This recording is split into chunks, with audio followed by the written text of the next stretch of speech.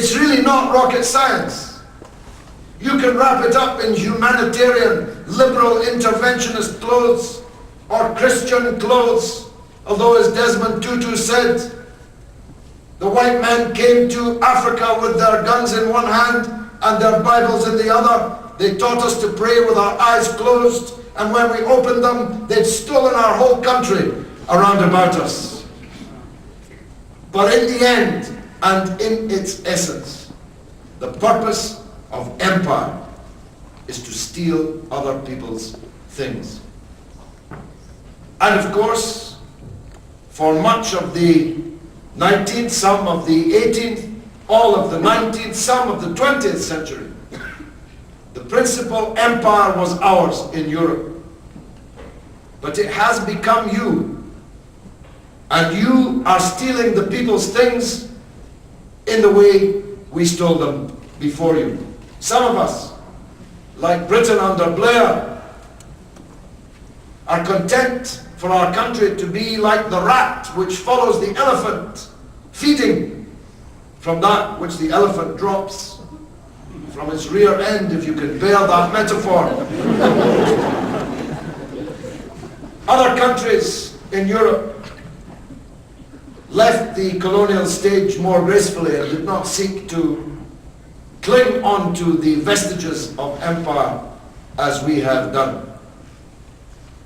But we have to understand our history if we are to see where we are today and chart where we go in the future. Because the story I want to focus on today is a story of empire, of European colonialism. What our wonderful poet just called the European vernacular on the beachfront at Tel Aviv.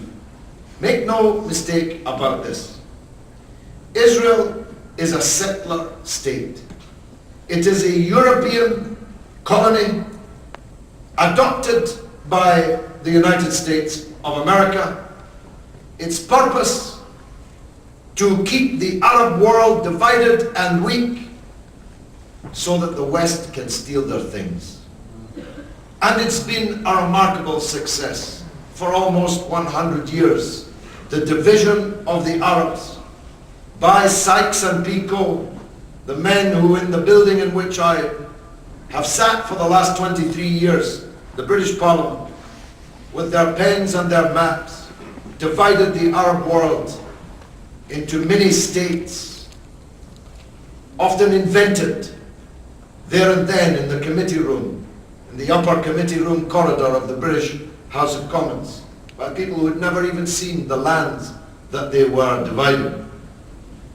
And in the same building, at the end of the same corridor, a room I passed every day, sat Mr. Balfour, who authored this Palestinian tragedy in the beginning. Mr. Balfour was the British Foreign Minister. He, on behalf of one people, promised a second people the land which belonged to a third people. Even by the standards of imperial hubris, it was a remarkable thing to do. A land which he did not own, he gave to someone else with no connection to it. A group of European, atheistic, an important point to which I shall return, Jews who had invented a new ideology called Zionism.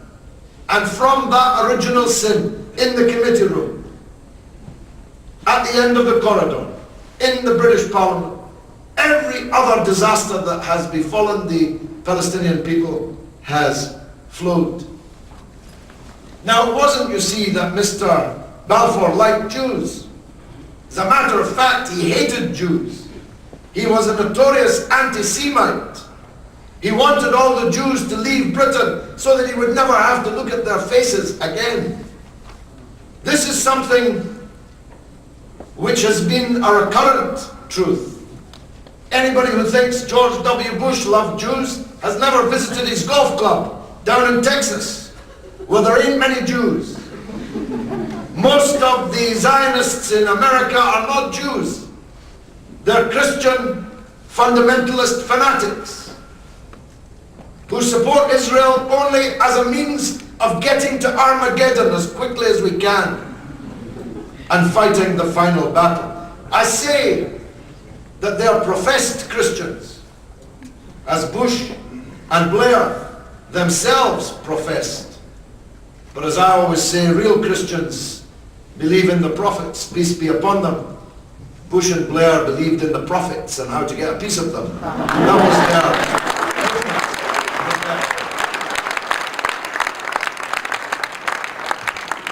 So Balfour made this promise. He gave away the land of Palestine. He added the absurd caveat that nothing must be done which prejudiced the existing rights of the existing population of Palestine. But this was an absurdity. If you say that people from Brooklyn, from New Jersey, from Pennsylvania, from London, Paris, Warsaw, Moscow, can all en masse go to someone else's country and declare it to be their state, exclusive to their religion, how can you not be prejudicing the rights of the existing population? So this promise, which was made, is the basis, the foundation for everything else that has happened.